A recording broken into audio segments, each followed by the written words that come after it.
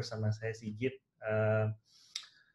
Kali ini kita ngobrol dengan Sinintia Putri ya, senior researcher dari Bukalapak. Kita mau belajar tentang role dari senior researcher di sebuah perusahaan. Kalau beberapa minggu yang lalu kita sempat berbicara dengan level VP research di sebuah perusahaan yang lebih strategis sifatnya, kita kali ini ingin ngobrol mungkin kayak sehari-harinya researcher di sebuah perusahaan produk digital itu kayak gimana gitu. Dan terima kasih banget ini Tia sudah berbagi waktunya di Sabtu ini. Mungkin sebelum kita masuk ke topiknya, kita pengen kenalan dulu sama Tia. Mungkin bisa dikenalin Tia nih role-nya apa di Bukalapak. Oke, ya kenalin, aku Tia. Aku ini senior researcher di Bukalapak. Kurang lebih aku udah kerja di Bukalapak selama 4 tahun ya. Sebetulnya Bukalapak ini kerjaan pertama setelah lulus kuliah. Di awalnya dari kuliah itu aku tuh baru kenal yang namanya lingkup UX research gitu. Jadi ini pekerjaan pertama ya? Hitungannya sebenarnya kerjaan pertama. Oke, jadi pas masuk itu masih junior researcher? Waktu masuk, ya masih junior researcher. Waktu awal masuk itu memang awalnya sudah ingin jadi researcher atau sebelumnya nggak ada kepikiran? Sebelumnya kepikiran memang jadi researcher itu memang setelah kuliah itu ya kan, aku ambil spesialisasi di kognitif terapan. Dan dari situ aku baru tahu bahwa memang ada namanya profesi sebagai UX research ini. Okay. Awalnya waktu pulang ke Indonesia itu agak kayak ada nggak sih ya profesi ini gitu. Sempat memang magang di perusahaan UI UX development, tapi kayak sebetulnya ada peluang lain apa gitu. Nah, ternyata ada di Bukalapak waktu aku balik ke sini itu tahun 2016 gitu. Oh, sebelumnya di mana ya? Sebelumnya aku kuliah di Belanda, di Leiden. Oh, tadi kognitif terapan itu ya? Iya, benar. Oh, mungkin pengen tahu juga mungkin teman-teman kali kognitif terapan itu sebenarnya apa? Sebetulnya kognitif terapan itu kayak yang dipelajari kurang lebih kayak human factors, apa aja sih yang memungkinkan orang-orang itu berbuat salah dalam pekerjaan, gimana juga caranya nge-enhance performance mereka. Juga bahas soal decision making sih. Oke, itu nggak spesifik ke UX berarti ya? Enggak, tapi memang ada salah satu cross di human computer interaction-nya. Itu S1 ya? Itu S2-nya. Oh, S2 ya? Kalau S1-nya dulu apa ya? Aku latar belakangnya psikologi sih. Oh gitu, oke. Terus waktu pertama kali tahu role-nya di Bukalapak ini memang apply atau ada yang approach gitu?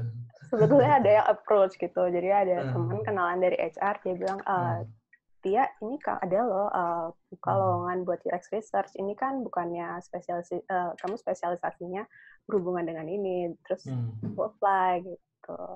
Terus ketika dulu kan mungkin kognitif terapan kan lebih luas ya dari UX. Ketika masuk ke UX research di Bukalapak itu ada gap nggak? Gapnya sebetulnya ya ada juga sih ya. Jadi kalau misalnya teman-teman yang udah mulai di UX dari tahun 2016 itu mungkin udah lebih familiar dengan yang gimana itu sprint di squad atau kayak bagaimana menerapkan design thinking. Nah itu aku yang waktu masuk di Bukalapak itu aku mesti ngejar belajar itu sih. Oke, jadi design thinking-nya itu ya. Tapi itu lama nggak proses closing the gap-nya itu? Mungkin sekitar setahun gitu ya, aku baru benar-benar kayak paham ini sebetulnya prosesnya seperti apa secara keseluruhan. Tapi sejauh ini memang setelah setahun itu udah merasa nyaman lah ya, jadi udah bisa ngerjainnya gitu. Ya, benar-benar banget. Kalau menurut dia sendiri, misalnya ingin jadi UX researcher gitu pertama kali di masa karirnya, itu kira-kira harus belajar apa ya sebelumnya ya? Apakah harus benar-benar kayak nyambungin ke S2 misalnya kayak Tia kan di kognitif terapan, atau misalnya dari jurusan lain juga bisa? Sebetulnya aku rasa dari jurusan lain juga bisa. Teman-temanku di Bukalapak itu bahkan ada yang orang lulusan fisika. Itu sebenarnya kan justru kayak gimana lagi gitu hubungin dari ilmunya ke lawan UX research gitu. Sebetulnya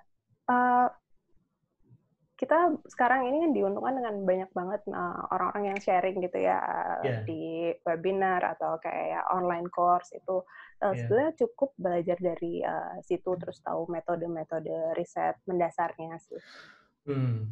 Oke. Jadi sebenarnya bisa somehow closing the gap sendiri gitu ya, walaupun awalnya agak jauh gitu dari UX research. Benar. Gitu. Terus UX research ini ya maksudnya UX sendiri itu kan mungkin di Indonesia baru kayak 10 tahun gitu ya, mulai berkembang, atau mungkin bahkan 5 tahun ke belakang gitu. Nah, UX research ini kayaknya lebih baru lagi gitu, karena dulu ketika awal-awal ya misalnya kayak saya sendiri gitu 10 tahun yang lalu itu masuk sebagai UX designer di sebuah perusahaan itu nggak ada sama sekali tim research gitu. Bahkan mungkin product manager juga somehow masih sedikit gitu. Jadi semua itu hanya lebih ke eksekusi, kerja sama engineer, desainer sama engineer udah gitu. Sekarang kayaknya udah lebih terspesialisasi gitu UX research. Menurut dia kenapa sih UX research itu perlu ada gitu di sebuah perusahaan? Sebetulnya ini sih, kalau UX research itu, jadi kita bisa dengan adanya UX research kita tuh bisa tahu sebetulnya pandangan dari user itu seperti apa, input dari user itu seperti apa. Gitu. Perilaku user itu ketika memakai produk kita tuh seperti apa, dan itu yang biasanya miss gitu. Kalau misalnya kita diskusi dengan orang produk atau engineer, kita kan membahasnya seolah-olah orang-orang itu akan berperilaku seperti yang kita bayangkan gitu di path yang kita bikin. Tapi ternyata sebetulnya perilaku itu bisa macam-macam banget, dan kalau kita nggak cari tahu itu, bisa jadi misalnya produk kita itu nantinya nggak tepat gitu pemakaiannya. Jadi mencari tahu kebutuhan user juga ya. Terus kalau menurut pengalaman Tia atau menurut pengetahuan Tia itu ada produk yang mungkin kayak Bukalapak kan udah jalan sekian tahun gitu ya. Terus ada juga mungkin ada produk di dalam Bukalapak sendiri yang atau ya misalnya perusahaan lain lah yang mungkin belum mulai gitu. Kira-kira role UX research ini lebih, atau mungkin ada perbedaan kali ya, UX research untuk produk yang sudah berjalan sama UX research untuk produk yang belum ada gitu. Ya. Kalau misalnya UX research ini sendiri bisa sebetulnya bisa ada dua role gitu dalam satu perusahaan. Ada yang memang buat optimizing produk yang udah ada. Ada juga yang misalnya kerjanya cari peluang sebetulnya tuh kita di waktu ke depan punya potensi apa lagi yang bisa kita jadiin produk gitu, atau misalnya jadi bisnis baru kita. Itu ada dua jenis itu sih biasanya. Nggak biasanya, tapi itu possible ada gitu. Ya sih. Oke, ini kita lanjut ke ke kayak sehari-harinya gitu. UX researcher mungkin bisa di-sharing juga tanpa harus lebih membuka rahasia perusahaan gitu. Kayak sehari-harinya tuh sebenarnya UX research ini posisinya ada di mana ya dalam sebuah project ya, kalau di perusahaan Tia sendiri, atau mungkin in general lah. Apakah dalam setiap project atau squad itu selalu ada gitu ya UX research? Terus gimana Tia menentukan atau timnya sendiri menentukan kita butuh research, kita nggak butuh research gitu. Sebetulnya researchernya ini seperti yang tadi aku bilang ya, kalau ada yang dia memang nempel dengan satu squad atau tim, dia itu memang tugasnya ada kayak udah ada track atau timeline sendiri gitu ya. Jadi misalnya di quarter 1, quarter 2 dia akan mengerjakan apa aja. Nah, ada Oke. juga researcher yang macam aku, mana ini tuh aku nggak belongs to any squad gitu. Jadi Oh, aku kerjanya memang tergantung request dari business lead atau request yang buat lebih besar gitu dari perusahaan. oke. Jadi semacam konsultan di dalam perusahaan gitu ya? Benar, semacam Oke. konsultan dalam perusahaan. Oke. Nah, itu saya sempat main ngobrol juga ya sama VP Research Gojek juga. Jadi modelnya sama juga. Jadi ada beberapa project yang mungkin lebih kayak sifatnya jalan bareng sama squad gitu. Ada juga yang kayak sifatnya lebih independen gitu. Nah, ini penasaran juga kalau di tim Tia sendiri itu misalnya itu nggak embedded ke satu squad atau satu tim gitu. Nah, itu gimana ya initiate research project-nya itu? Apakah tim riset sendiri punya planning gitu atau misalnya hanya by request aja?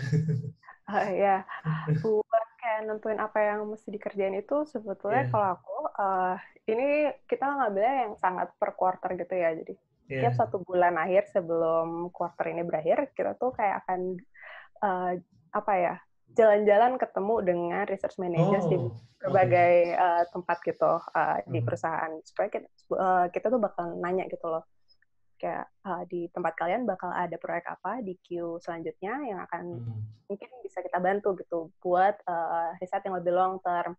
Karena kan kadang kalau di dalam squad itu pasti kendalanya adalah development-nya cepat gitu. Jadi pengennya risetnya bisa nggak ya selesai dalam 2 minggu. Nah, kalau role aku ini mhm, kayak punya kebebasan buat nentuin timeline sendiri. Jadi satu proyek itu bisa 2 bulan gitu misalnya. Dan memang bulan, itu oke. disiapin buat quarter selanjutnya gitu dikerjainnya. Itu sih. Hmm, Kalau dari topik-topiknya sendiri, itu tuh benar-benar apa ya, ngerancang sendiri sih topiknya gitu. Memang kayak sesuai request, jadi stakeholders-nya minta apa, ada kebutuhan apa sih, sebetulnya ada masalah apa, nah dari masalah itu, kadang kan masalahnya dikasih cuma kayak, ya nih, angka ini segini, gimana hmm. dong gitu. Nah, itu dari kalimat-kalimat itu biasanya kita perlu kayak menggali gitu Gali sebetulnya lagi ya. Hmm. kebutuhannya tuh seperti apa. Terus nanti kita bikin dari research plan-nya itu selama satu periode waktu itu seperti apa gitu. Terus research ini bentuknya tuh beda-beda ya? Ya, per Ah, kasus itu metodenya beda-beda ini banget. metodenya maksudnya ya. Itu apa aja biasanya ya yang umum nih? Yang umum, yang biasa pakai itu pasti in-depth interview. In-depth Interview. interview, terus survei, pernah pakai focus group discussion, tapi sebenarnya ini jarang banget pakai karena uh, pertama itu agak susah buat ngejadwalin beberapa partisipan sekaligus di satu waktu, dan kalau Lagi buat aku sekarang ya. sendiri, iya, kalau kalau buat aku sendiri sih buat atensi ke 8 orang sekaligus misalnya dalam FGD itu susah banget gitu, apa ya, Hmm, benar-benar pay attention to each one of them gitu. hmm, Terus hmm. kita pernah pakai co-creation, terus sacrificial concept itu juga kita pernah pakai di riset kita. Yang terakhir apa tadi namanya? Sacrificial concept. Nah, itu apa itu? belum pernah dengar.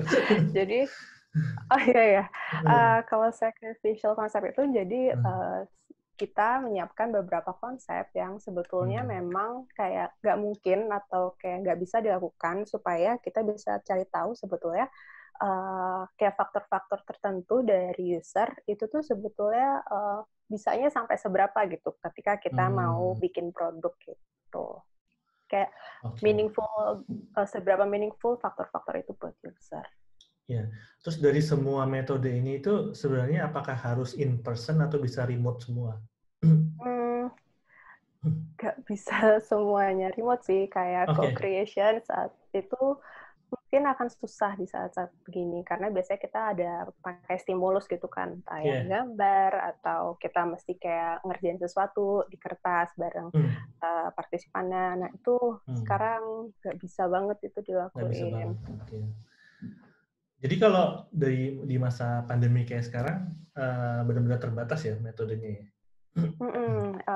yang memang kita baliknya ke yang dasar, misal interview sih. Survei kan tetap berjalan seperti biasa ya, karena penyebarannya juga ya digital biasa. Oke. Nah, berikutnya biasanya rekrutmen kan. Iya. Nah, rekrutmen ini kayak salah satu yang paling sulit sih ya menurut pengalaman saya juga. Itu gimana prosesnya rekrutmen? Kalau rekrutmen sendiri aku udah ngerasain dari dulu belum punya recruiters atau kayak research ops di kantor, sampai sekarang kita udah punya research ops. Memang kalau rekrutmen ini memang nyita waktu banget. Jadi kalau misalnya kita harus kerjain sendiri, tentunya kita harus minta dulu ke data scientist dengan kriteria tertentu, partisipan yang mau kita undang buat si risetnya itu seperti apa. Terus nanti kalau misalnya udah dapet, kita mesti teleponin juga, minta kesediaan mereka. Telepon kan belum tentu diangkat sama mereka, jadi kayak mesti ada beberapa cara gitu buat yang dipakai buat berhasil menghubungi partisipan gitu. Tapi kalau sekarang sih udah sangat memudahkan dengan adanya research ops, jadi udah ada prosesnya kalau di Bukalapak. Nah, itu udah ada database-nya gitu berarti yang udah ready gitu, atau tiba-tiba aja kita telepon siapa yang seller gitu misalnya.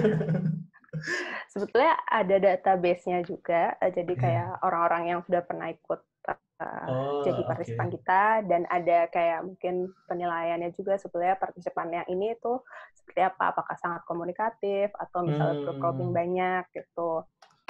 Tapi tergantung risetnya juga, kadang memang kita butuhnya dari kriteria lain gitu. Oke, understood. Tapi memang selama ini kayak rekrutmen itu hanya dari user yang sudah ada ya, jadi nggak pernah kayak, apakah pernah misalnya ngerekrut dari luar mungkin yang bukan user Bukalapak gitu? Iya, pernah sih kalau kasus partisipan yang dari luar, kayak semisal kayak siapa penggunanya mitra Bukalapak. Nah itu kan kita nggak punya kan kayak itu. Nah itu kita pakai external recruiter yang kita minta buat cariin kriteria itu. Oke, setelah rekrutmen sudah selesai. Mungkin pengen tahu kayak ideal jumlahnya, mungkin banyak yang nanya. Kalau misalnya survei kan mungkin bisa sebanyak-banyaknya ya, atau mungkin nggak tahu lah, mungkin bisa berapa ratus gitu.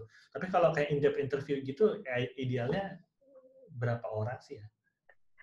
Sebetulnya kalau in-depth interview ini kita biasanya bilang sekitar 5-8 itu biasanya kita sudah nggak dapat lagi kayak penambahan data yang baru gitu buat riset kita. Jadi biasanya dari 5-8 orang itu udah bisa ada pola-pola perilakunya sih. Oke. Jadi kalau lebih dari itu mungkin hasilnya sama aja ya? Ya, karena udah mencapai saturasi datanya itu sih. Oke.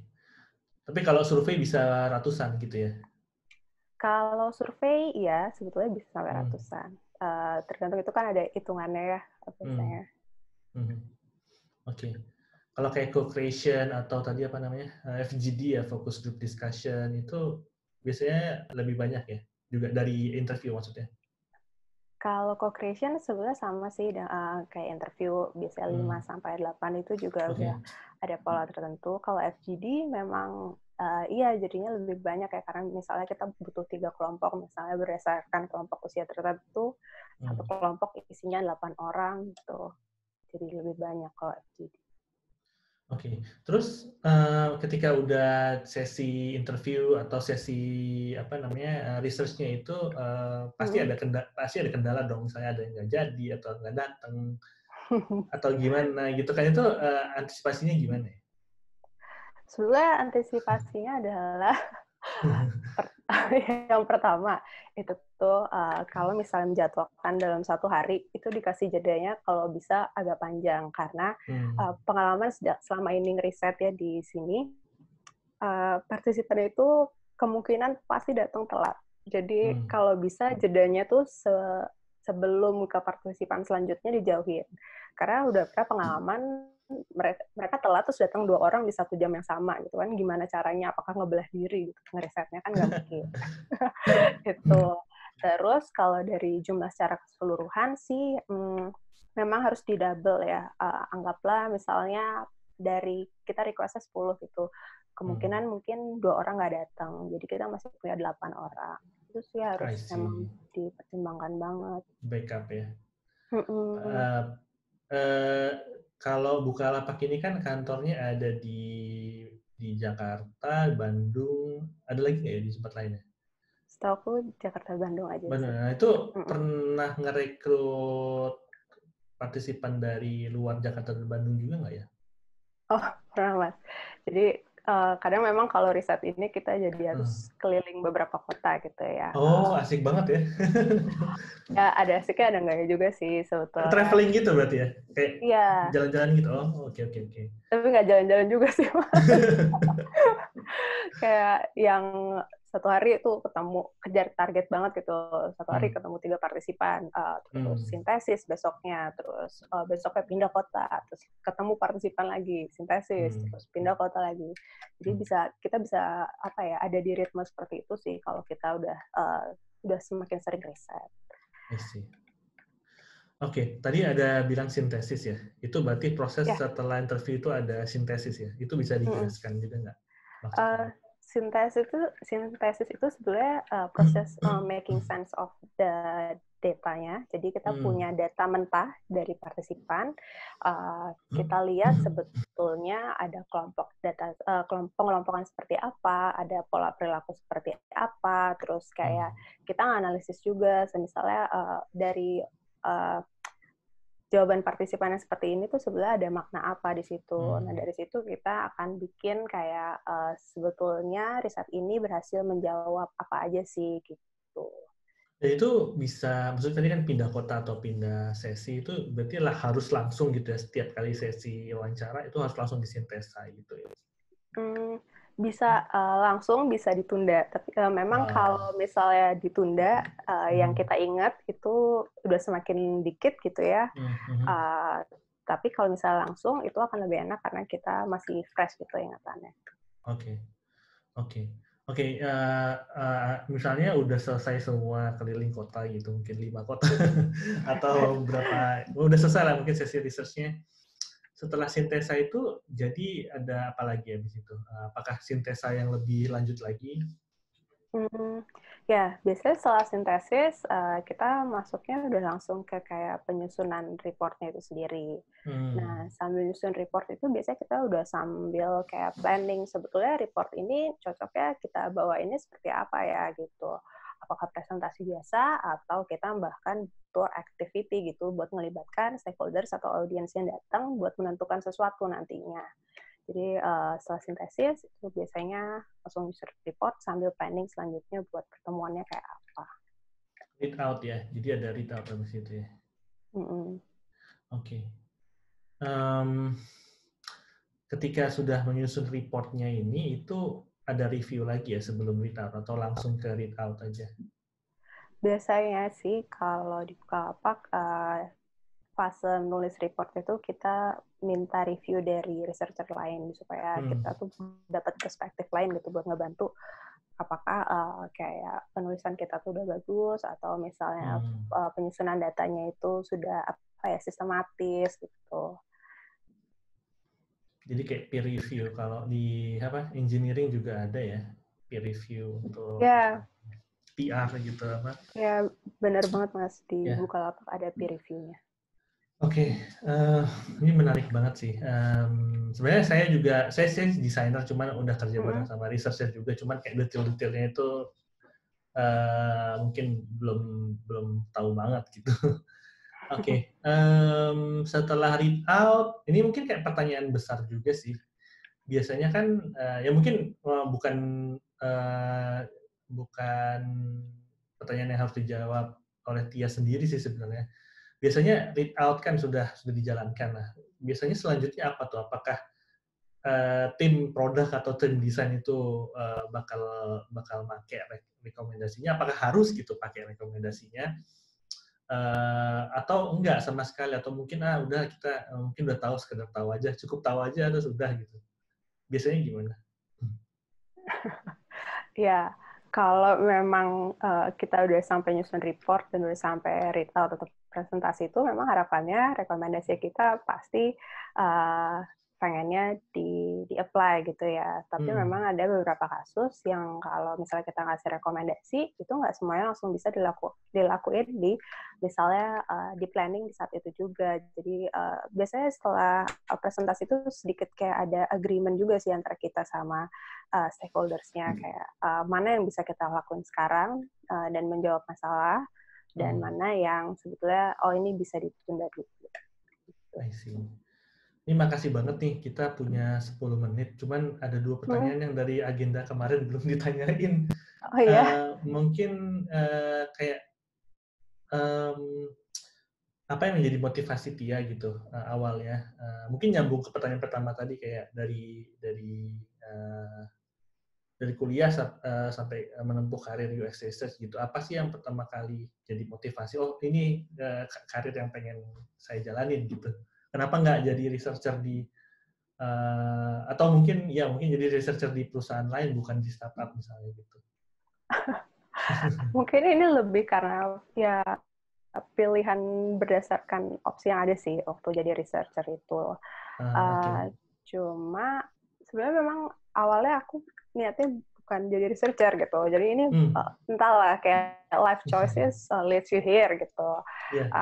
Kalau dari aku sendiri memang kayaknya aku suka riset ini karena aku bisa kayak berinteraksi dengan partisipan gitu, mengenal orang, gimana berusaha buka conversation dengan orang gitu. Kayaknya mungkin karena basic that kind of interview, terus yang didapat itu kan pasti didapat waktu aku kuliah psikologi juga, jadi itu bisa aku praktekin. Itu salah satunya sih.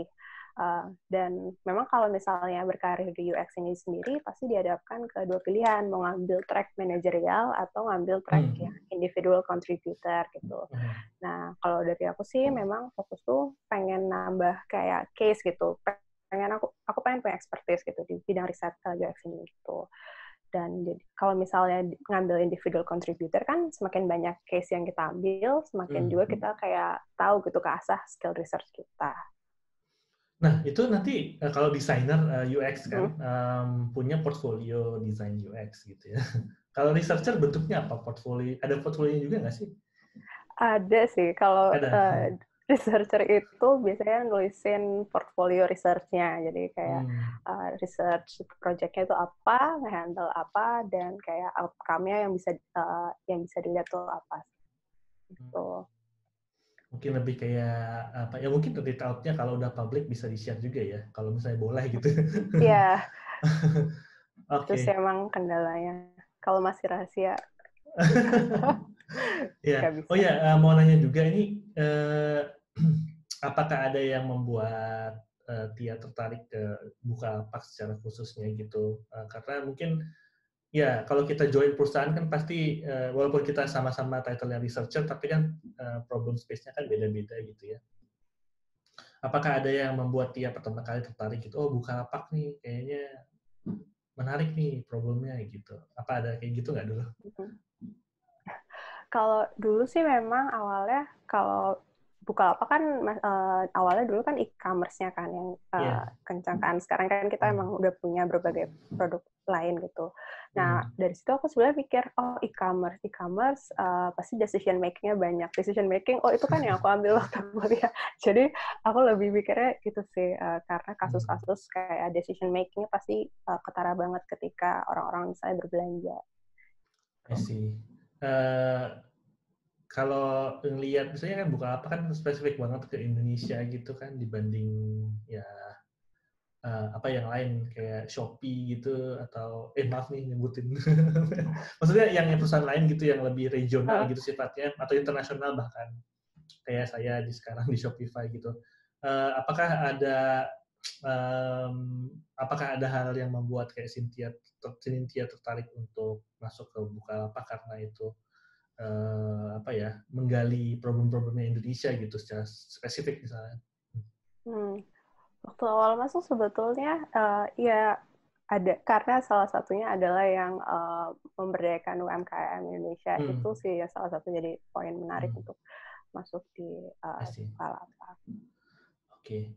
Nah, ini one more question basically, ada kayak cerita yang lucu atau menarik atau mungkin fail juga nggak sih selama melakukan research gitu ya? Ya. Di Bukalapak atau di sebelumnya ya, mungkin bisa di-share. Sebenarnya cerita lucu atau cerita yang fail ada sih ya beberapa. Cerita lucu tuh waktu aku pernah ya di satu kota gitu, kita kerjasama dengan external recruiter gitu, kita pasti butuh orang lapangan buat nganterin kita ke partisipan. Nah, entah gimana, kita semua itu satu tim, dari aku dan beberapa temanku juga, itu kita miskomunikasi. Jadi harusnya kita berangkat sama si orang lapangannya ini, kita berangkat sendiri gitu. Jadi kita ninggalin orang rekruternya itu di lobi hotel gitu. Dan gimana kita baru tahu itu pas udah sampai tengah jalan gitu, orangnya nelfon, "Bu, Ibu di mana ya?" gitu. "Kok kita nggak ketemu dulu?" "Loh, saya udah di mobil, udah berangkat." gitu. "Loh, kok Ibu ninggal kita?" gitu. Jadi itu kayak biasanya kalau lagi riset itu kayak hal-hal yang skip gitu pasti ada sih kejadian. Oke. Iya. Itu lucu banget sih. Itu apa namanya, hal-hal yang mungkin karena banyak yang dipikirin juga kali ya. Iya, bener sih gitu. Jadi kalau porsi apa namanya, research yang mobile gitu versus research yang ada di dalam kota gitu, berapa persen rasionya? Kalau aku mostly kayak 70% di luar kota, 30% di dalam kota. Wah, itu sih menarik banget ya. Berarti dulu kalau sekarang nggak mungkin ya, belum mungkin ya. Iya, belum mungkin. Yeah. Belum mungkin lagi. Tapi sekarang sebenarnya lebih enak kan, Mas, bisa ketemu lewat yang Google Hangout video conference itu jadi lebih gampang sih buat ngomongin. Itu udah ya, berarti selama pandemi ini udah jalan ya, seperti itu ya, remote interview ya. Udah jalan. Ya ini, oke, mungkin satu lagi pertanyaan, kayak di dalam masa remote seperti ini itu best practice-nya apa sih kalau buat researcher ya? Ya selain misalnya adaptasi ke remote remote interview gitu, apakah ada hal yang lain yang perlu diperbuat atau diketahui? Kalau kita mau ngeriset itu, kita mesti pikirin juga bahwa partisipan kita bisa jadi belum fasih sama media yang akan kita pakai buat ngeriset gitu. Misalnya kita mau usability testing, kita pakai Zoom, apakah orangnya itu ngerti gimana caranya share screen. Nah, itu kita mesti alokasiin waktu dulu di depan, supaya kita bisa ngebantu mereka setup dulu, ngeset apa yang kita butuhin. Nah, itu sih harus penuh kesabaran dan kayak bisa ngejelasin prosedurnya gitu dengan baik ke mereka. Kadang perlu ada pilot testing dulu ya, pilot interview gitu kayak sejam atau bahkan sehari sebelumnya gitu nggak sih? Kalau itu biasanya beberapa diambil sama recruiter kita, jadi mereka udah telepon duluan ke partisipannya buat ngecek seberapa bisa partisipannya dengan media yang kita mau pakai. Wah, menarik banget ini, menarik banget. Mungkin nanti suatu saat bisa sharing lebih detail lagi soal UX research di masa pandemi gitu. Boleh. Ya, ini terima kasih banget Tia ya waktunya. Saya pengen batasin 30 menit supaya nggak kelamaan. Tapi sepertinya udah dapat insight yang bagus banget soal praktisnya gitu ya. Mudah-mudahan suatu saat kita bisa ngobrol lagi, lebih lanjut lagi, mungkin menggali lebih detail lagi tentang metode atau tentang tips dan trik dan lain-lain. Mudah-mudahan teman-teman researcher atau bahkan yang baru lulus dan kepikiran mau karir apa, mungkin kayaknya researcher, UX researcher terutama itu jadi pilihan yang menarik sekarang ya. Iya, bisa banget. Makasih juga Mas buat sesinya. Iya, sama-sama. Makasih banget ya Tia. Nanti kita ngobrol lagi. Iya, sama.